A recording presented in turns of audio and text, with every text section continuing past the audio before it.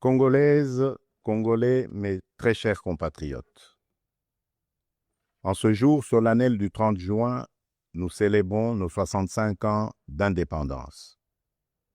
65 ans d'un cheminement audacieux amorcé le 30 juin 1960, lorsque notre peuple, uni par une aspiration irrépressible, a revendiqué son droit inaliénable à la liberté et à l'autodétermination.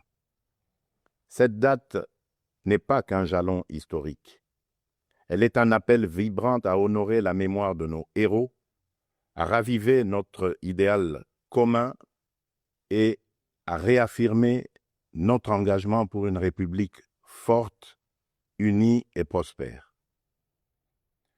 En ce jour de souvenir et d'espérance, j'honore la mémoire de nos pères fondateurs, Joseph Kasavubu, Patrice Emery Lumumba, et de tous ceux qui, souvent dans l'anonymat, ont offert leur vie en sacrifice pour rendre possible l'idéal d'un Congo libre et maître de son destin. Leur courage est le socle de notre souveraineté, leur vision, le flambeau de notre avenir. Mes très chers compatriotes, aujourd'hui, notre célébration revêt une portée exceptionnelle. Il y a quelques jours, à Washington, sous l'égide des États-Unis d'Amérique, la République démocratique du Congo et le Rwanda ont signé un accord de paix historique, un tournant décisif pour mettre fin à un conflit qui, depuis près de 3 décennies, a semé la désolation dans l'est de notre pays, causant des millions de morts et de déplacés, en particulier dans l'est de notre territoire. Cet accord, signé par les ministres des Affaires étrangères de nos 2 pays lors d'une cérémonie solennelle présidée par le secrétaire d'État américain, M. Marco Rubio, reprend les acquis de la résolution 2773 du Conseil de sécurité des Nations unies et ouvre la voie à une nouvelle ère de stabilité, de coopération et de prospérité pour notre nation, pour la région des Grands Lacs et pour l'Afrique tout entière. Je voudrais exprimer, au nom du peuple congolais, notre profonde gratitude aux États-Unis d'Amérique pour leur engagement déterminant en faveur de la paix. Nos remerciements les plus sincères vont au président Donald Trump pour son implication personnelle dans ce processus de pacification porteur d'espérance. Son leadership a permis de réunir les partis autour d'une vision commune.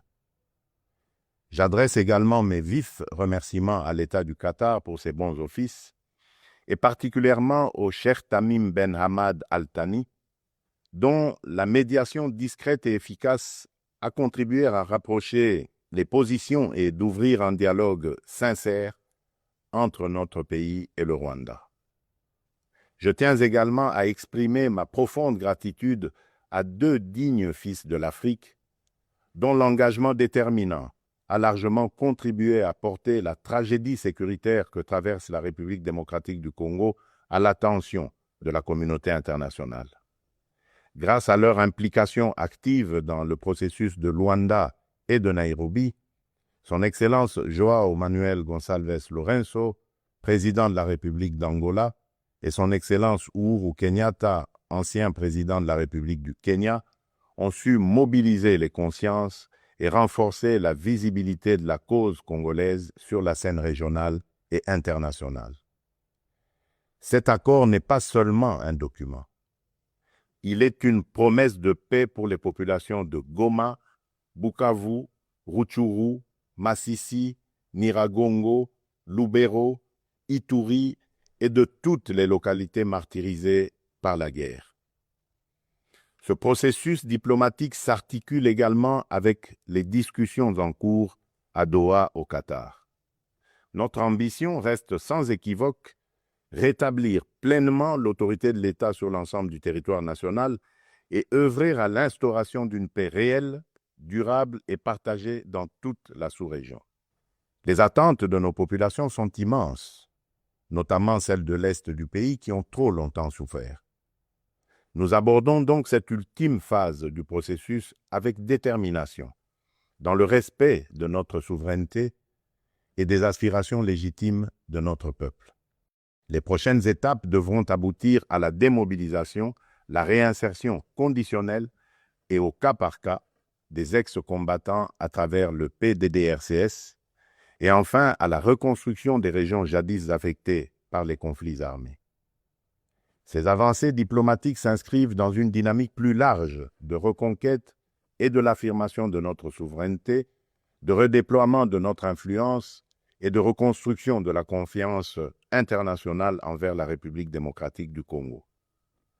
Elles font écho à notre récente élection comme membre non permanent du Conseil de sécurité des Nations Unies pour la période 2026-2027, une première depuis 34 ans.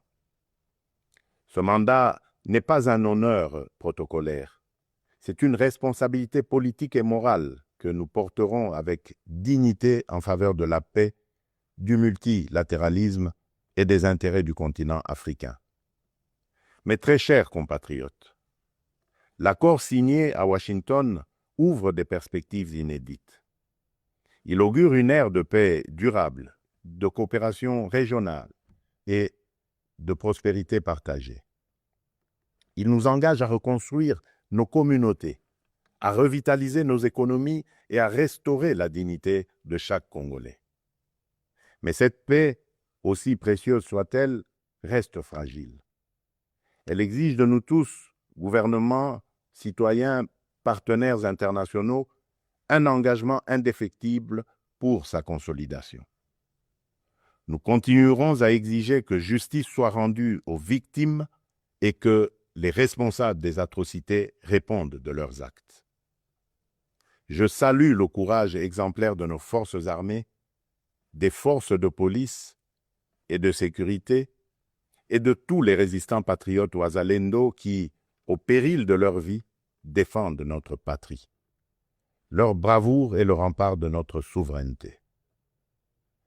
À vous, mes sœurs et mes frères de l'Est, je veux dire que votre résilience est une source d'inspiration pour la nation entière.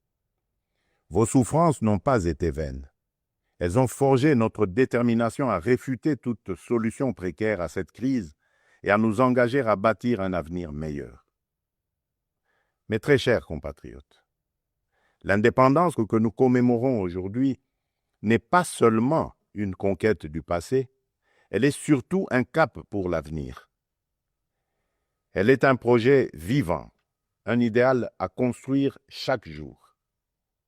Cet idéal exige de nous que nous surmontions non seulement les menaces armées, mais aussi l'insécurité sociale, l'injustice, le tribalisme et la division.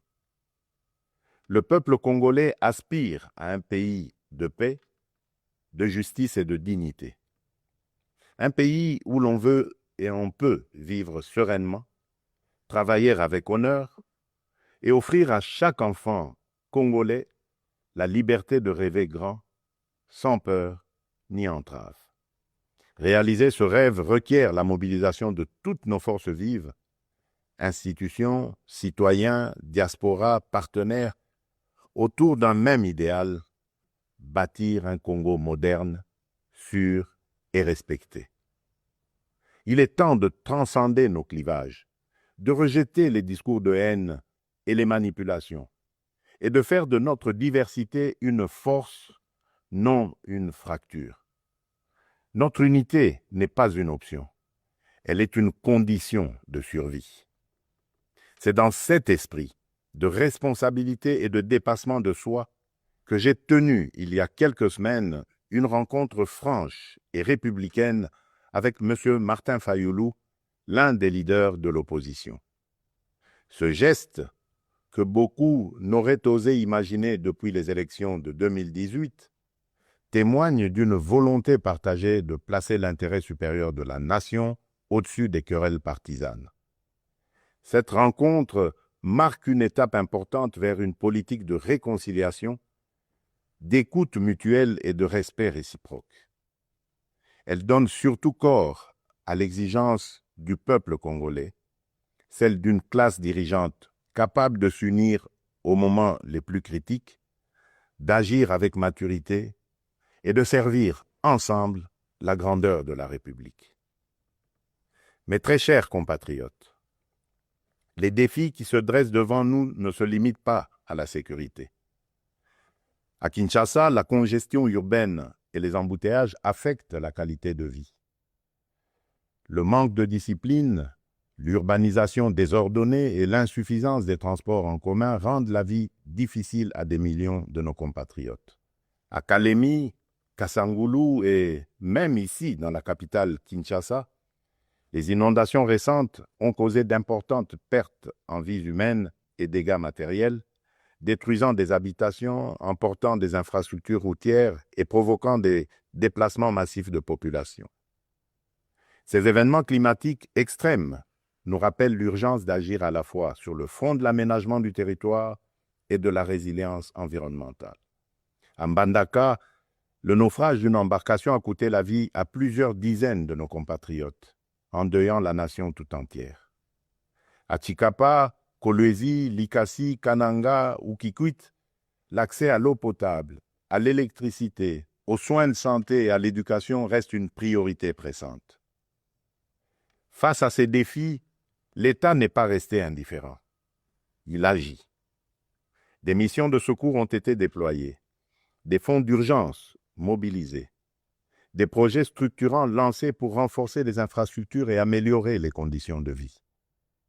Mais ces efforts, aussi importants soient-ils, ne suffiront pas sans un véritable sursaut de solidarité nationale.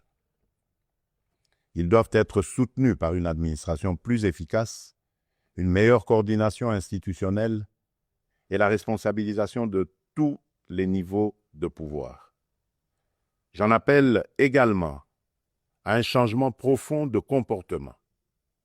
Nous devons adopter une discipline collective, un civisme exemplaire et un respect des règles de vie en communauté. Aussi, je vous appelle à un sursaut patriotique, à une responsabilité individuelle qui fera de notre pays un modèle de stabilité et de progrès. Mes très chers compatriotes, fidèles à l'élan de notre indépendance, j'ai pris devant vous, avec une détermination sans faille, le serment de bâtir un Congo à la hauteur de nos aspirations. Avec constance et détermination, j'ai placé la transformation de notre nation au cœur de mon mandat, mu par l'ambition profonde de faire de la République démocratique du Congo une terre de justice, de prospérité partagée et de dignité retrouvée. Cette vision que je porte avec vous et pour vous irrigue chacune de nos décisions et sous-tend les réformes audacieuses que nous menons dans un esprit de renouveau et de souveraineté assumée. Aux côtés du gouvernement, j'ai engagé une série de réformes économiques, judiciaires et institutionnelles visant à asseoir un véritable état de droit, à éradiquer la corruption et à créer un climat des affaires propice à l'investissement et à l'initiative. Les premiers résultats sont tangibles. La croissance économique connaît un rebond durable. L'image de notre pays s'améliore sur la scène internationale et la confiance des investisseurs renaît. Ce regain de confiance se traduira prochainement par la signature d'un accord stratégique inédit avec les États-Unis d'Amérique dans le secteur minier. Cet accord marquera une étape décisive dans le positionnement de la République démocratique du Congo comme un acteur central de la transition énergétique mondiale et de l'économie verte émergente. Il visera à valoriser de manière souveraine nos minerais stratégiques, en particulier le cuivre, le cobalt et le lithium, tout en assurant une répartition plus équitable des retombées économiques au bénéfice des populations congolaises. Il ouvre la voie à la transformation locale, à la création des milliers d'emplois et à un nouveau modèle économique fondé sur la souveraineté et la valeur ajoutée nationale. C'est là le fruit d'un travail collectif, déterminé, au service d'un seul idéal, offrir à chaque Congolaise et à chaque Congolais les perspectives réelles d'un avenir meilleur. Malgré l'adversité, notre peuple a toujours fait preuve d'une résilience extraordinaire. C'est cette résilience qui nous a permis de traverser les tempêtes du passé et qui nous permettra de surmonter celles d'aujourd'hui. Le Congo d'aujourd'hui n'est plus celui du fatalisme et de l'impuissance. À l'aube du retour tant attendu de la paix sur l'ensemble de notre territoire, s'ouvre un nouveau chapitre de notre histoire, porté par le courage inébranlable, la résilience admirable et la solidarité agissante de toutes les filles et de tous les fils de la nation. À nos partenaires des États-Unis, de la Chine, de l'Europe, des pays du Golfe, du continent africain et du monde entier, je le dis solennellement, la République démocratique du Congo est de retour, prête à nouer des partenariats stratégiques, fiables, transparents et surtout gagnant-gagnant. Nous avons les moyens de notre ambition, des ressources exceptionnelles, une position géostratégique centrale, un peuple talentueux et surtout un leadership résolument tourné vers l'avenir. Nous sommes prêts à jouer notre rôle, notre partition face aux grands défis de notre temps. La paix, la transition énergétique, le développement durable et l'intégration africaine. Je tiens toutefois à réaffirmer avec clarté les lignes rouges de mon action. Les ressources de la République démocratique du Congo ne seront jamais bradées ni livrées à des intérêts obscurs. Elles bénéficieront avant tout au peuple congolais. Aucun compromis ne sera toléré en matière de souveraineté économique. La République démocratique du Congo ne vendra ni son avenir, ni sa dignité. Mes très chers compatriotes, le monde change et la République démocratique du Congo a son mot à dire. Notre jeunesse déborde de talent, notre sol regorge de richesses, notre peuple rayonne de dignité. Ensemble, poursuivons notre projet commun, celui de bâtir un État fort, une économie diversifiée, une société juste et équitable. Ce 30 juin, faisons de notre indépendance un idéal vivant, incarné dans chaque famille, chaque quartier, chaque ville, chaque province. Nous ne visons pas seulement la fin de la guerre, nous voulons une paix véritable, qui sera le socle d'un vaste chantier de reconstruction d'une société plus inclusive, plus solidaire et plus prospère. Le gouvernement s'y attellera avec rigueur et transparence. Mais ce chantier ne réussira que si chaque Congolaise et chaque Congolais y prend part. Alors unissons nos cœurs et marchons ensemble, main dans la main, vers un Congo fort, uni et prospère. Bonne fête de l'indépendance à toutes et à tous. Que Dieu bénisse la République démocratique du Congo, son peuple et tous ceux qui l'ont choisi comme pays de résidence. Je vous remercie.